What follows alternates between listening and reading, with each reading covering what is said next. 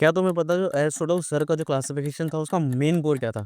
Last वाले part में हम लोगों ने अर्लीस्ट क्लासिफिकेशन के बारे में बात कर ली थी। अब हम बात करने वाले एरिस्टोटल क्लासिफिकेशन के बारे में।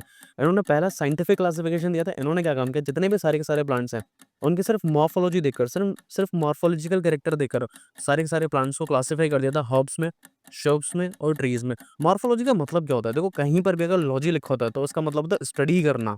ठीक है। अगर फॉर एग्जांपल जैसे कि यहाँ पे लिखा साइटोलॉजी, तो साइटो का मतलब होता है सेल से रिलेटेड और लॉजी का मतलब होता है स्टडी करना। माइकोलॉजी, माइको का मतलब होता है फंजाई और लॉजी का मतलब होता है स्टडी करना है। एम्ब्रियोलॉजी, एम्ब्रियो का मतलब क्या होता है ये बताओ कमेंट में क्या मतलब होता है, और लॉजी का मतलब स्टडी होता है। सेम चीज़ अगर मॉर्फो के बारे में बात कर रहे हैं तो लॉजी का मतलब स्टडी करना और मॉर्फो का मतलब क्या होता है। एंड बायोलॉजिकल टर्म्स में मॉर्फो का मतलब होता है जब आप किसी स्ट्रक्चर के बारे में बात कर रहे हो या उसकी फॉर्म्स के बारे में बात कर रहे हो, तो जितने भी प्लांट्स थे उनके सिर्फ स्ट्रक्चर, फॉर्म्स देखकर उन्हें हर्ब्स, श्रब्स और ट्रीज में क्लासीफाई कर दिया।